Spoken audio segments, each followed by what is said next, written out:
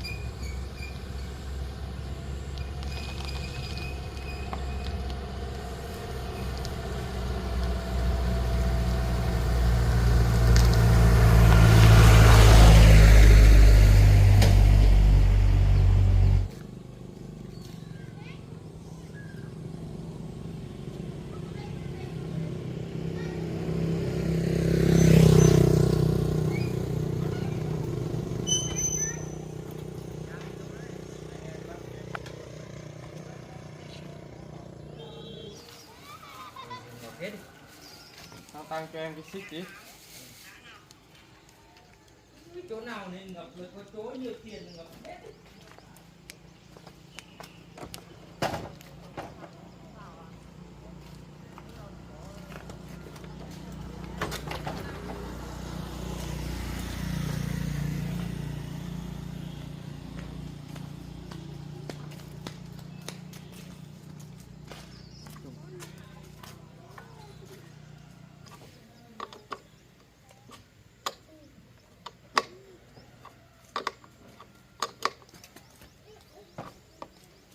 Hôm nay có thực hiện được không cô? Chương trình đấy. Anh chắc phải đột rồi anh ạ. Thế hết tăng được đột ra.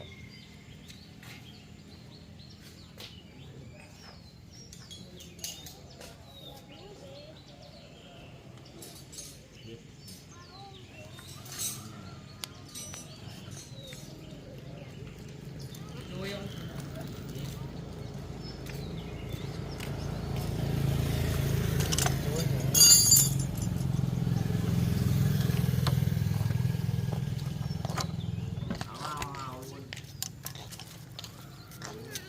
Năm nay chỗ là mất trắng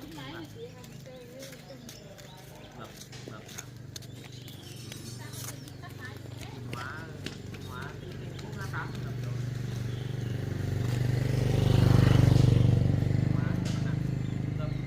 Dùng lúa là cái mô hình của cô làm cũng cao không? Không được hỏi xem luôn.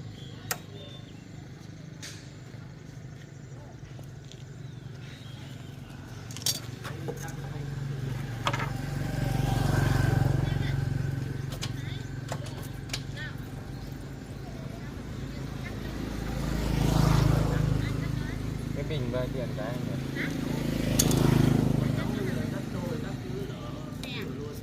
320. 320. Cấm nhiều mà nó không có đi đâu.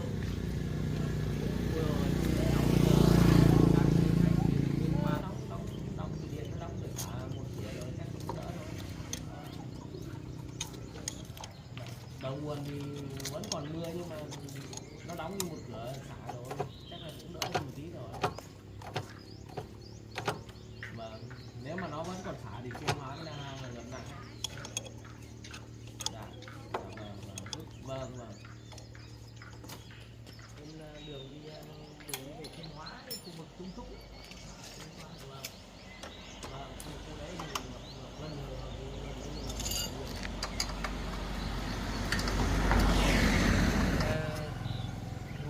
Thái Bình đổ hết. Tốt quá, năm nay tốt, nó cao quá. Xong là cái ruộng anh ngập nước. Thái Bình anh lấy loại ngon hay sao nhỉ? À đâu. Thế mình anh còn nhớ vỏ, để lại vỏ đổ hết, mà năm nay đến khi ra bông nó mới đổ như thế thì mai nó chẳng hạt, có một số còn không có hạt đấy. Không, nhưng mà anh ra lâu rồi nó cũng thành hạt hết rồi. Hôm nay chắc không mưa nữa nhỉ. Còn mưa đấy. Lần Mấy này ngày vẫn nữa. còn. Thế lịch vẫn còn mưa.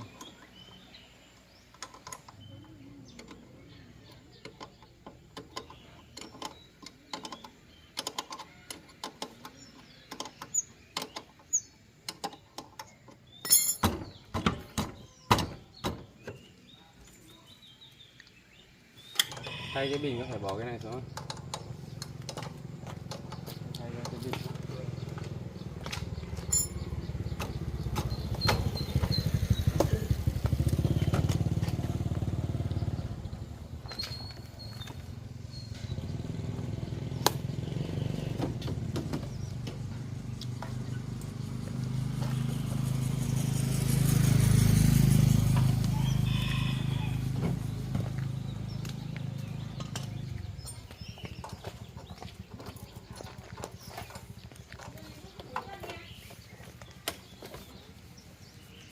Chắc à?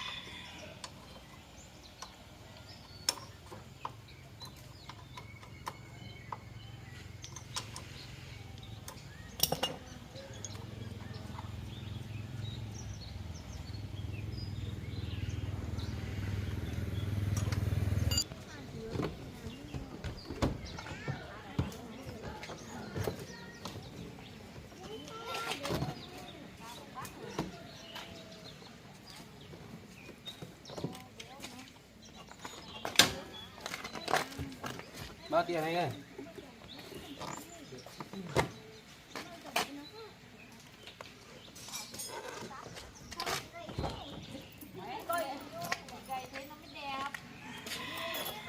Bao nhiêu à? Cái gương nữa cơ mà.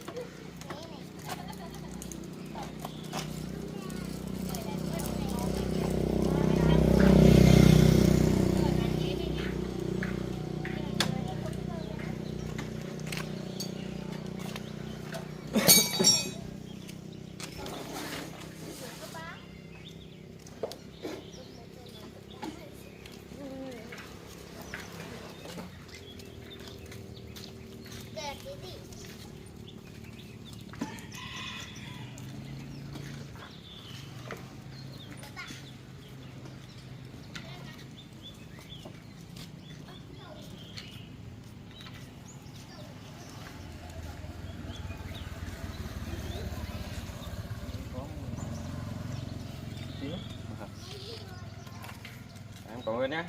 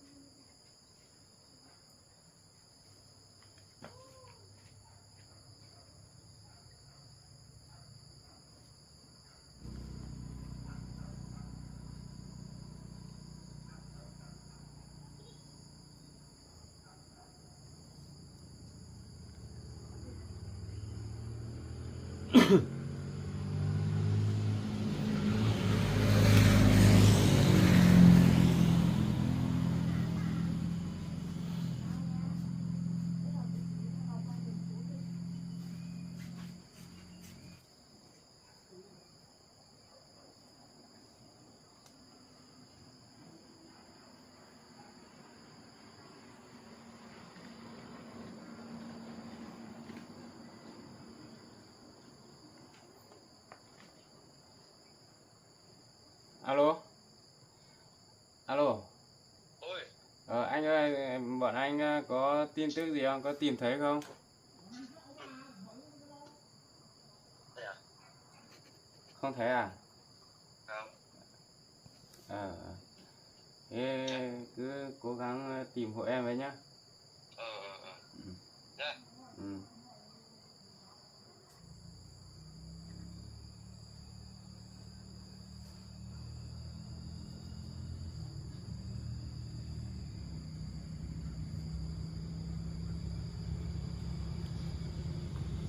Alo. Ôi anh ạ. Ờ.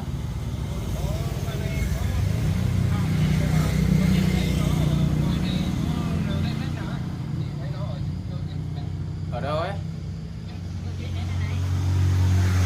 Hả? Ở đâu? Thế ở yên đấy nhá, để em đến.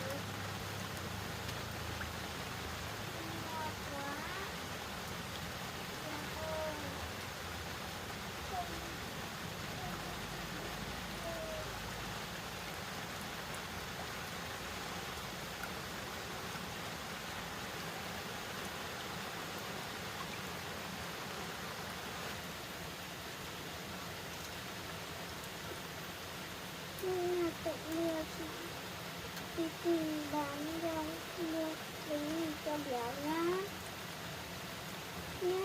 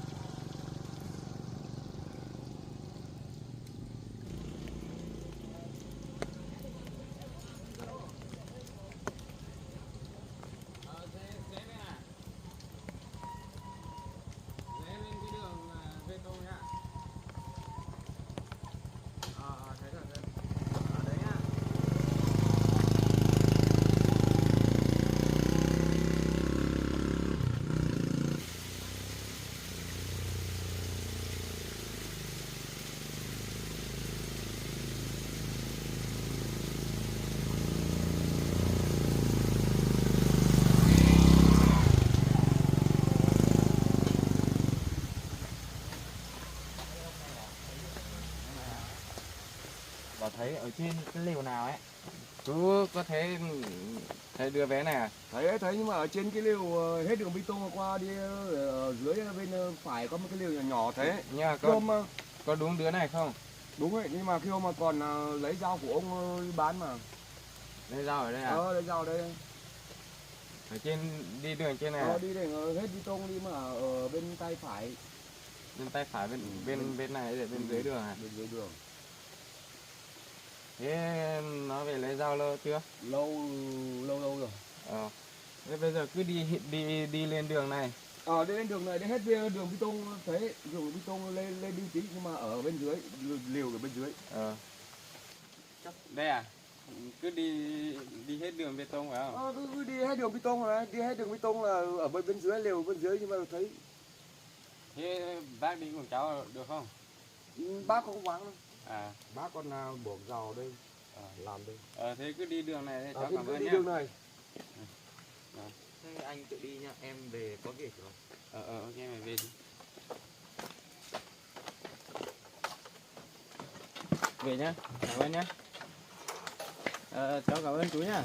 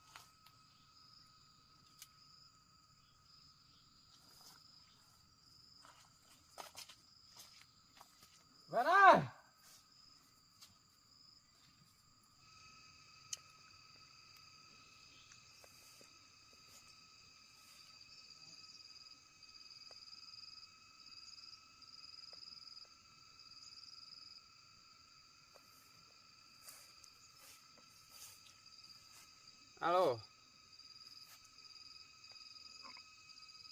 Không thấy đâu. Chú hỏi chỗ khác xem. Nhà này như kiểu lâu lắm rồi không có ai ở rồi. Nhé, anh xuống.